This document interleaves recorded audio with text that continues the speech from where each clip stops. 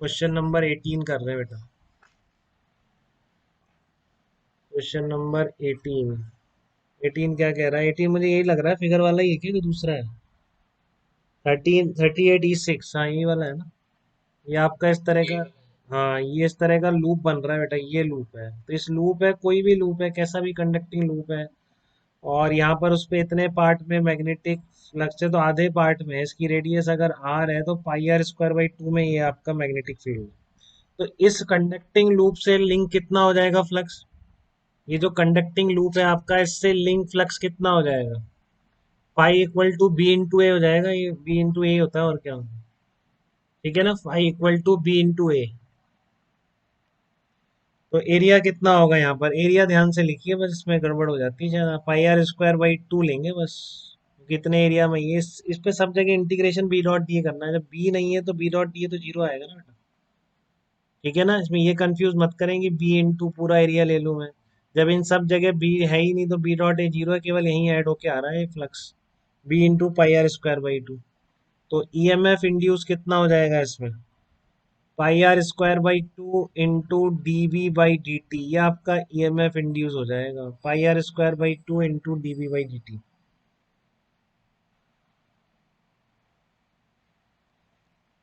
यही है question number 18। और कुछ भी पूछा है क्या?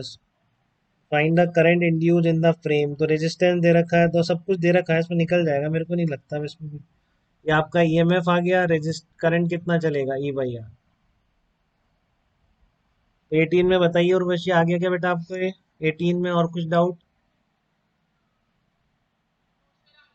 Okay cool। तो 20 क्वेश्चन देखिए। 20 थोड़ा सा ढंग से लिख के करना पड़ेगा अपन को, क्योंकि इसमें कई काफी चीजें इन्वॉल्व हैं। फार्मूला भी बड़ा वाला यूज हो रहा है इसमें। जो आप रिंग की एक्सेस पर जो आप निकालते हैं, रिंग की एक्सेस पर मैग्नेटिक फील्ड निकालते हैं, इसका छोटा मेथड भी हो सकता है, लेकिन मेरे को ये बड़ा ही समझ आता है इसका। तो देखो आप 20 का किस तरह से कर रहे हैं अपन, या फिर हो सकता है यही हो उसका मेथड। ये रहा 20। अरे यार, ये बहुत बेकार पीडीएफ का सिस्टम है, लगता ही नहीं।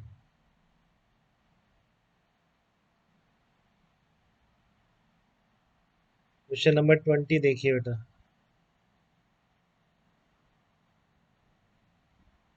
हम्म। Figure shows sir and turns coil radius सब दे रखा है। तो ये कॉइल है बेटा इस तरह की, देखो इसमें। ये आपकी इस तरह की एक सर्कुलर कॉइल है, इसका सेंटर है, सेंटर से ऊपर कोई पॉइंट है यहाँ पर, जिसकी डिस्टेंस आपने एक्स दे रखी है आपको, ये मानी है आपने।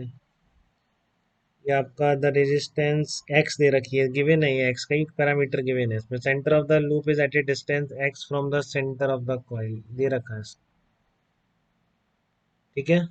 तो ए पार्ट है इसका। ए पार्ट क्या पूछा है इसने? क्वेश्चन सबने पढ़ रखा है। The contact begins to slide. जब ये वाला जो कॉन्टैक्ट है, जो इसका इस तरह से आ रहा है यहाँ पर, ये इस तरह से रेजिस्टेंस है। ये अच्छा क्वेश्चन है। ये कॉन्टैक्ट इस पर चलना शुरू कर देता है बेटा इधर। ठीक है, तो इसमें जो करंट होगी वो चेंज हो जाएगी। ठीक है ना, करंट चेंज हो जाएगी, तो इसमें यहाँ पर मैग्नेटिक फील्ड चेंज हो जाएगा। वो पॉइंट है। Find the. तो यहाँ पर जो एक कॉइल रखी है, यहाँ पर भी एक शायद एक कॉइल रखी है इसने, इससे लिंक फ्लक्स चेंज हो जाएगा बेटा। ये जो कॉइल ऊपर रख रखी है इसने, इससे लिंक फ्लक्स चेंज हो जाएगा। ये स्मॉल सर्कुलर कॉइल है, इसकी रेडियस आपको A' दे रखी है, और रेजिस्टेंस इसका R' दे रखा है, ये कॉइल।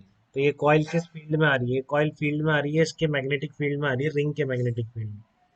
आपने करंट चेंज करोगे आप इसमें, तो फिर इसके कारण आपको फार्मूला भी पता है, वो μ0 I r²/2 x² + r² 3/2। तो आई चेंज होने से उसमें फ्लक्स, मैग्नेटिक फील्ड चेंज हो जाएगा, तो वहाँ फ्लक्स चेंज हो जाएगा, और उसमें ईएमएफ पैदा हो जाएगा। ठीक है ना, तो find the EMF induce in the smaller circular loop. The contact begins to slide, it has slit. दोनों इंस्टेंट पर पूछा है। जब आप इसको स्लाइड करना शुरू करते हैं तब कितना होगा, और जब ये आधी डिस्टेंस तक पहुंच जाता है तब ईएमएफ कितना है। ठीक है, तो आप तो as a function of time निकाल लेते हैं इसको अपन। ठीक है, तो फ्लक्स कितना होगा इस लूप से? सबसे पहले फ्लक्स लिख रहा हूँ, इससे फ्लक्स कितना होगा? Flux linked with this loop. ठीक है, flux linked with this loop कितना होगा? तो फ्लक्स किसी भी लूप से क्या होता है? B.A। तो एरिया के तो परपेंडिकुलर ही आ जाएगा, क्योंकि रिंग की एक्सिस के अलोंग होती है। तो बी ए कॉस जीरो हो जाएगा फ्लक्स। ठीक है।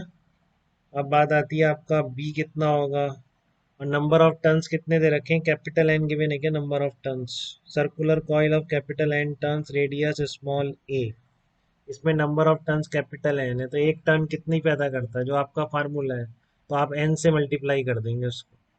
ठीक है।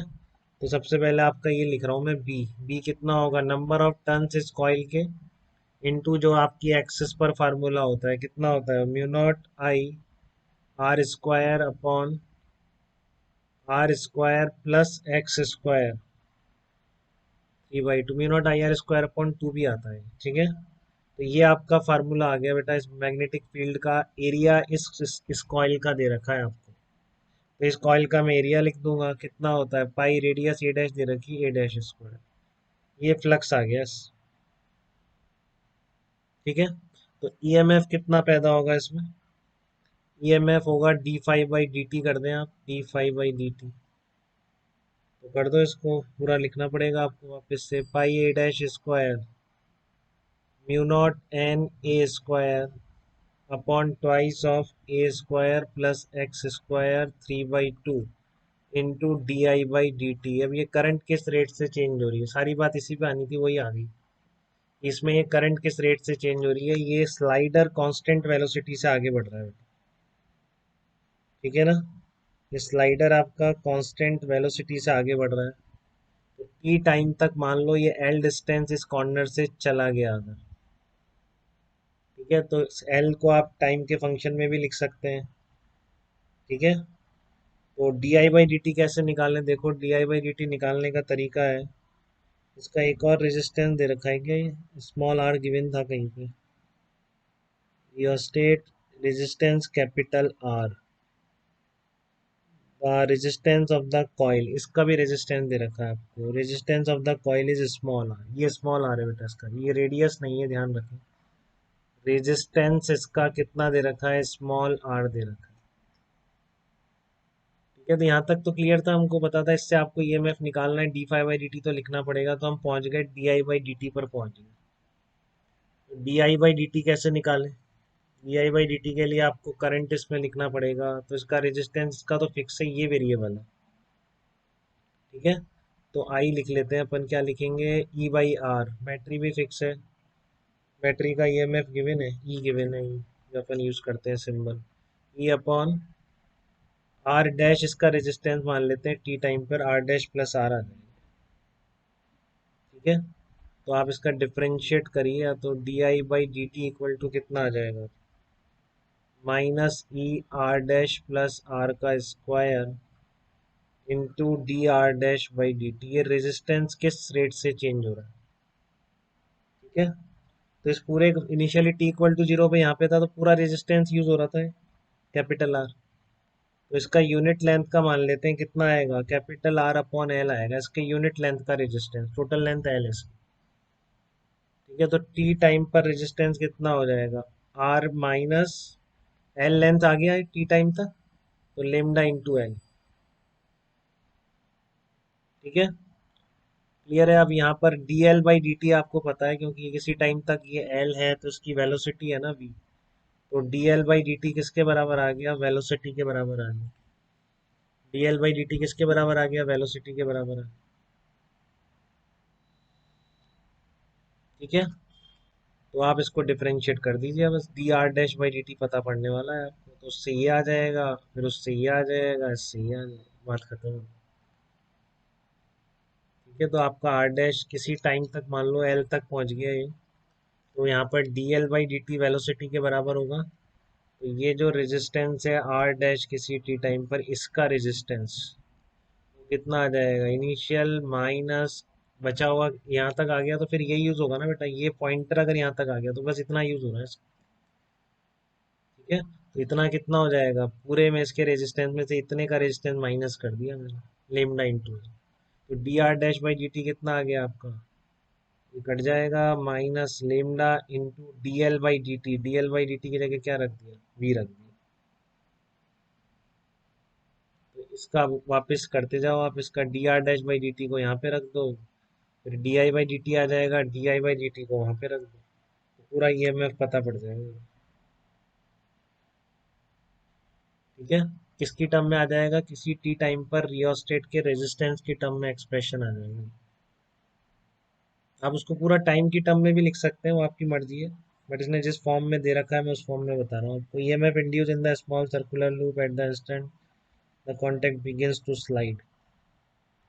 ठीक है, तो टी इक्वल टू जीरो पर आर डैश की वैल्यू आर पता है आपको, इसलिए डायरेक्ट आ जाएगा। देखो ई कितना आ गया आपका, ई आ जाएगा पाई ए डैश स्क्वायर। अब सारी वैल्यूज डालने के बाद ये बचेगा N mu naught A square upon two X square plus A square. बेटा इसमें बिल्कुल ऐसा कर सकते हैं, आपको as a function of time ही निकालना होता है, हम यहाँ पे टाइम का फंक्शन डाल देंगे। D I by D T में आर डैश है ना टी टाइम पर, तो R minus lambda into L, L equals to क्या हो जाएगा, V into T, constant speed से चल रहा है। ठीक है, तो फिर वो पूरा टाइम केयर फंक्शन में आ जाए। बट अगर आपको आर डैश की टर्म में निकालना है किसी टी टाइम पर इसका जो रेजिस्टेंस है, तो फिर आपको ऐसे करना पड़ेगा। तो आप कर सकते हैं, आपकी मर्जी है। ये आपका ई था ऊपर, ये आ जाएगा E lambda V upon R dash plus R का स्क्वायर। तो आर डैश कितना आ गया आपका, सॉरी लेमडा कितना आएगा, आर बाई एल हो जाएगा। लेमडा की वैल्यू आर बाई एल हो जाएगी, चेक कर लीजिए। ये ईएमएफ आ गया। अब पूछा है आपसे, जिस टाइम पर पूछा है, तो टी इक्वल टू जीरो का पार्ट है पहला, तो टी इक्वल टू जीरो पर क्या होगा, आर डैश की वैल्यू किसके बराबर है, पूरी आर के बराबर है। और जब आधा आ गया तो आधे टाइम पर टी की वैल्यू क्या है, मतलब सेकंड पार्ट में जब हाफ आ गया तो आर डैश की जगह आप आधा कर दीजिए आर बाई टू, ये वैल्यू उठा के पुट कर दीजिए। ठीक है ना, मैंने सारा ये आर डैश की टर्म में निकाल लिया, किसी टी टाइम पर रियोस्टेट के रेजिस्टेंस की टर्म में निकाल लिया था। ये सब फिक्स थे, बाकी पैरामीटर देख लो। लेमडा यूनिट लेंथ का, वी ईएमएफ, बाकी सब फिक्स है। मैं चाहता इसको टाइम के फंक्शन में भी निकाल सकता हूँ, वो आपकी मर्जी है। ठीक है, आर डैश को यहाँ पर मैं एल को लिख देता वी टी, तो आर डैश मेरा as a function of time आ जाता। मैं टी इक्वल टू जीरो और वैसे भी रख सकता था, कैसे भी कर लो। ठीक है, पूरा टाइम के फंक्शन में भी निकाल सकते हैं, बट एज इसके आर डैश इसके रेजिस्टेंस के टर्म में भी निकाल सकते हैं। यहाँ तक किसी को दिक्कत तो